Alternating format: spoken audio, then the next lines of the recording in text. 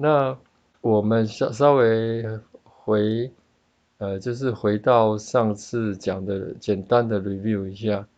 那我们可以看到我们的这个荧幕的部分哈，我不晓得这样够不够清楚哈。我们回到这个荧幕的部分，就是有等一下，就是上次有讲到这个一些一些分布，那这些分布是一些所谓的 special function，就是特别的函数。那什么叫特别函数？就是说它的方程式是比较复杂，表示是比较复杂。譬如说，我浮标左边这边，我想我用这个圆圈圈。那我们现在讲28页哈，review 一下哈。好，那我建议说大家如果可以的话，拿着课本跟着看这样子。那有讲到什么你比较不清楚，你可以顺便做笔记。那我觉得上次讲的好像有一点快啊，就是速度上有一点快，因为我们没有写板书的话，讲这个东西都会变得比较快，所以我想就是稍微慢一点。那同学可以跟着看这样子，除了看这个录影的部分，也可以看自己书的部分，配合着看跟做笔记。那这个特别函数的意思就是，它有一些很特别的表达方式。那这些表达方式是非 analytical，就是不是 analytical、non-analytical and non-closed form，所以它会写起来比较复杂。譬如说这里有 p of 这个，那这里有 beta function 这样子。好，好，那我们就习惯一下，然后我想还是回到英文上课的模式哈。Okay, so we are always interested in the expectation and variance. Whenever we encounter a random variable, whatever random variable it is, we are always interested in the expectation and variance. So as you see, in the F-central distribution, we will calculate its expectation here. This is the expectation. And then there will be also the variance. And if you look at the details, you will see this thing is defined by chi-square. This thing is defined by 2 chi-square with degree v1 and v2. Then of course, then the V1 and V2 are defined, and then we'll go into the formula for the expectation and variance. And then there will be the central version of the distribution. Okay, so I'm going to just give you a brief review without too much details. Okay, so and then there will be Rayleigh distribution. Among those things, I like to remind you that the Rayleigh, and also the Rayleigh are the most common ones, the most common used distribution in communications and signal processing. As you can see, there are some of the squares, the square root of the sum of the Gaussian random variables. And Gaussian is very common practice in communication engineering and also signal processing. And of course, then you will see problems with the squares and the sums, and then take the square root of it. So that will be the Rayleigh and Rayleigh. Okay, and then if you have a vector version, as we mentioned before, we have a vector version of the distribution, and the vector version, you have couples of situations with if you have a y distributed this way, y being distributed this way, and x of course is a Gaussian random vector, the Gaussian random vector, and then you will be able to see that a while a is like this, then you have distribution like this, and then you start to see this chi-square distribution, right? Chi-square distribution of degree n, and we are at page 33.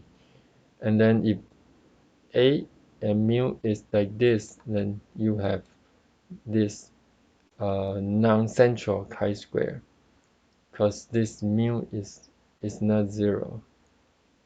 And then if a squared is equal to a with this property, that's called idempotent. Idempotent, and you have something like this.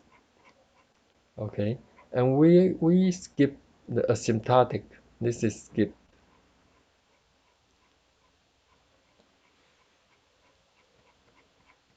Okay, and then we will go to the chapter 3. Chapter 3.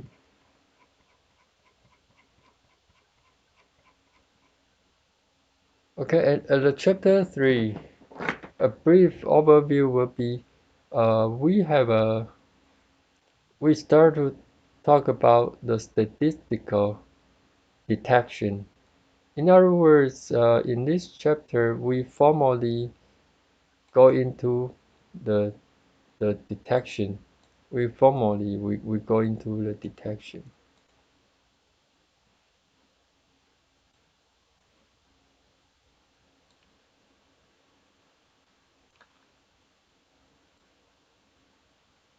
All right, we are at the uh, page 60.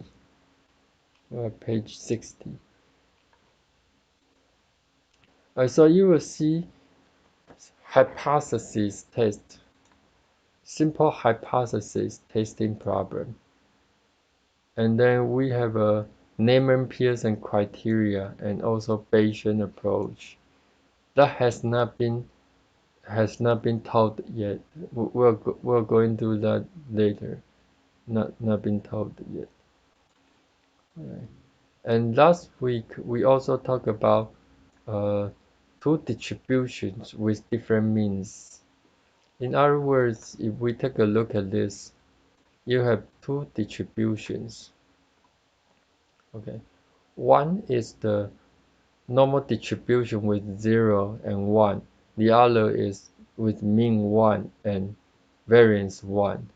And then so what's the issue here is they have they both have the same sigma square as the variance, but the difference is the mean. The mean is different. So uh, imagine this.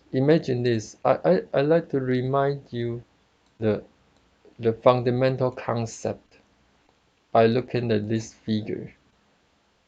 By looking at this figure.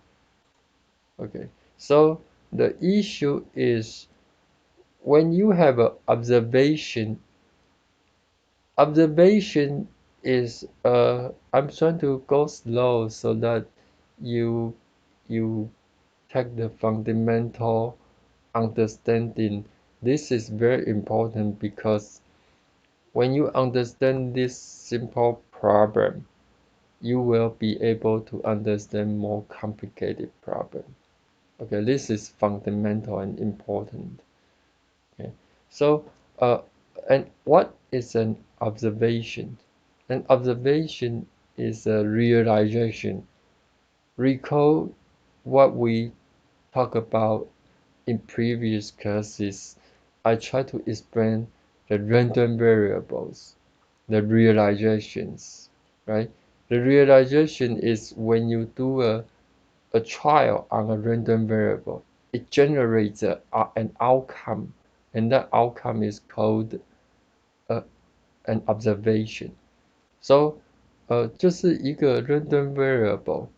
当你把它做一个实验的时候，那你就可以得到一个结果。这个结果叫做 realization。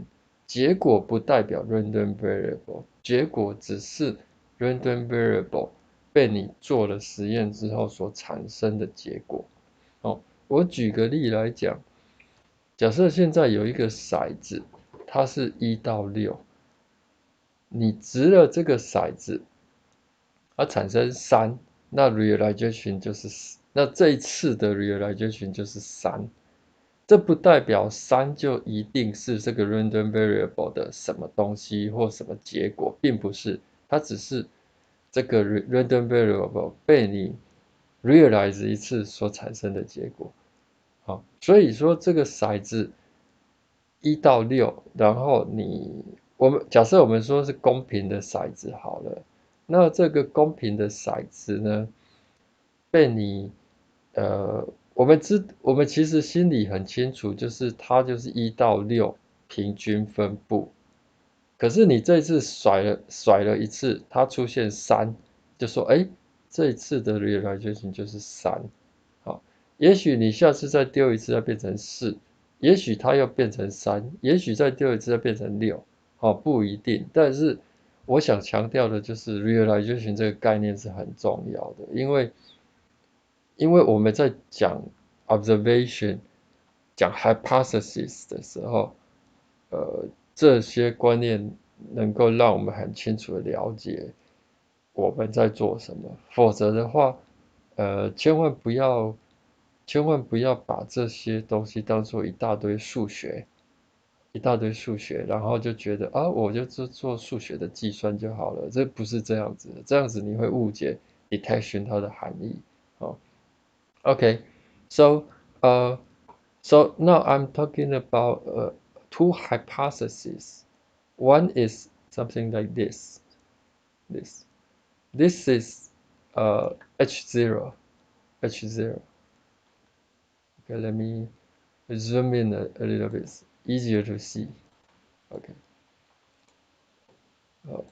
所以这个是一个 H0 的 hypothesis。This is the hypothesis for H1. Okay, so now we have an issue. What is the issue? The issue is when we have an observation. For example, now you get an observation of, let's say, you get an observation of -1, -1. You get an observation of -1. Then what the question we are asking is, which hypothesis does this observation come from? Which hypothesis? This is the question we are asking. So, when you let's say we have a -1 condition on H1, its probability is like this, right? See my cursor here. Its hypothesis is over here. Probability, excuse me. Then its probability condition on H0 is over here. Over here. Over here. So the issue is we like to ask when we get an observation, then which hypothesis does this observation come from? That's a question. Okay, that's a question. Then we would start to analyze its conditional probability and then say, you see, if it's coming from H1, its probability is like this. If it's coming from H0, its probability is like this. Obviously, it has higher probability of coming from H0. So as a result, we will try to make a decision by saying that this realization come from H0. But of course, a simple decision process. In fact, let me go back to here, page 60. When we will be talking about Neyman Pearson and Bayesian approach, uh, those things would not be so simple. It's not just a calculation of probability, but I like to illustrate a fundamental concept by just using the probability at current stage. Then later on, we'll go into more details. Okay. So then there will be some terminologies. So for example, H1, we will say it's no. H0, it's referred to as a null hypothesis. H1 is the alternative hypothesis. All right. And then of course you see conditional probability over here. Conditional probability. So that's all we'll be concerned about later on. Okay.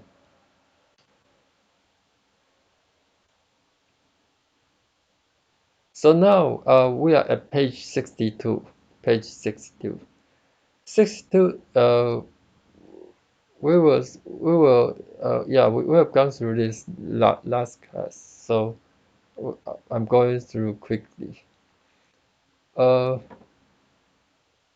Condition on H0, you have this probability. Condition on H1, you have this probability.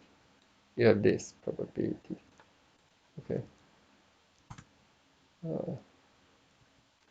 Then, if you set a threshold, let's say 1/2 as a threshold, then you start to see what happens here. You have a threshold over here. Then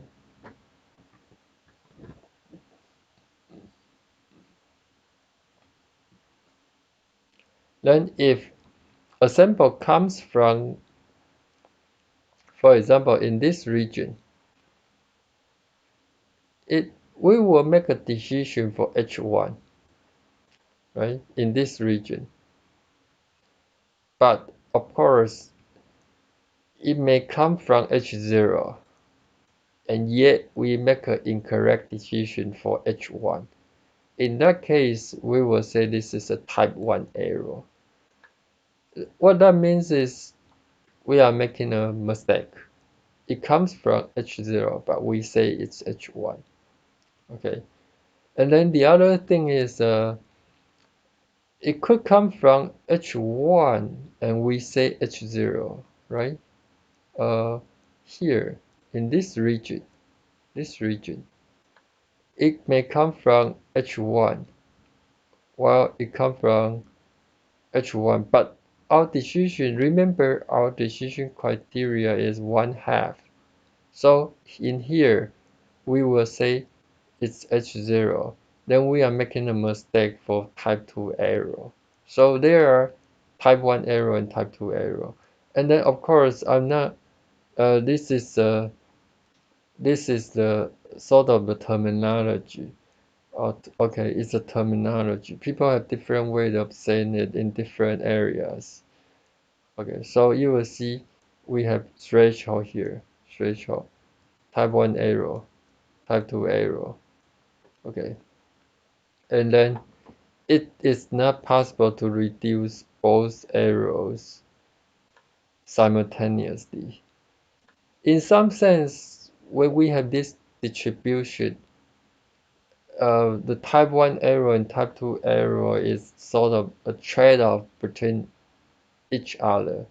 它们两个是互相有一点互相平衡的，就是说一个变大，一个会变小，一个变小，一个就变大，没有办法两个都降到零。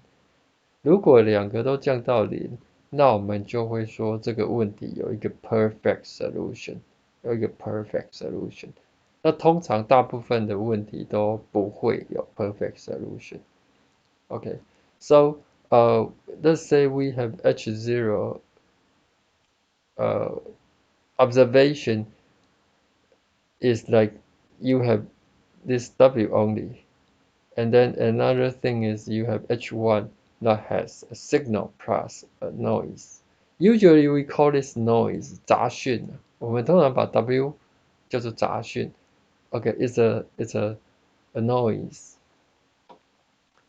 Okay, and then you see we previously we call it type 1 error and type 2 error. And here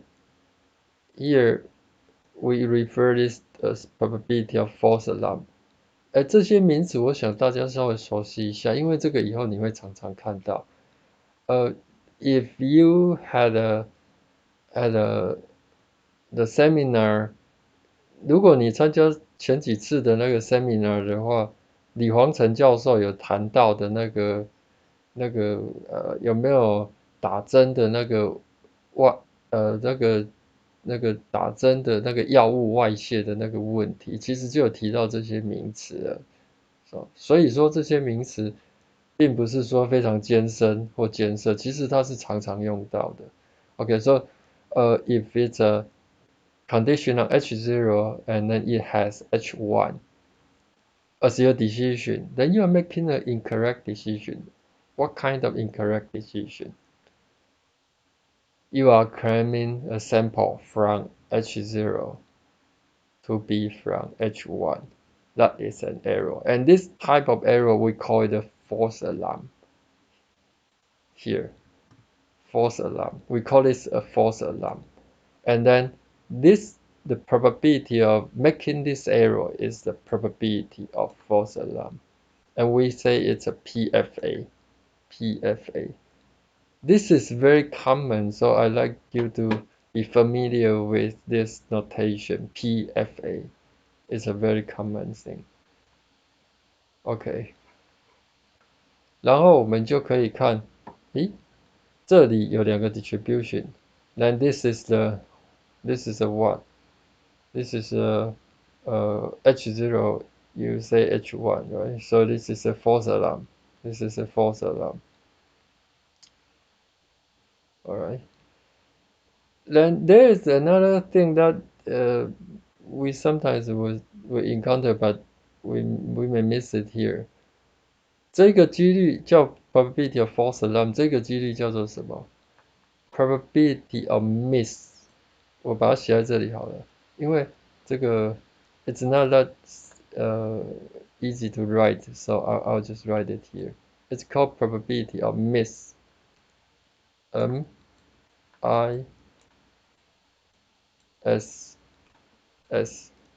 How come we call it a miss? Think about it. H1 is usually when we have a target. We have a target. Now, when you have a target and we say there is no target, we miss the target. Let me repeat.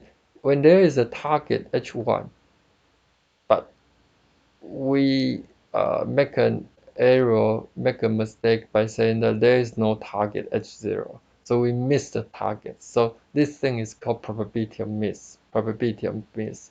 Sometimes people would say, use PM, PM, denoting probability of miss. Okay. And then H1 is called probability of detection. H1 means there's a target. Now we are saying there is a target H1. So it's a detection. This is something good. Okay, this is good because we always like to have correct decisions. So when you have H1 and then you say H1, you are making a correct decision. So that's good. That's something good. And we call it PB. We call it PB. Okay. Then that criteria is a Neyman-Pearson approach. Neyman-Pearson approach. So let us summarize. We wish to set a threshold on PFA. Uh, let's take it slow and be clear about this. This is the constraint, meaning that the PFA must be strictly satisfied to be a threshold or smaller than the threshold alpha. While we want to maximize this PD, that is called Neyman-Pearson. Okay, that's Neyman-Pearson. Okay, so I think we will just stop for a couple minutes and then we will come back.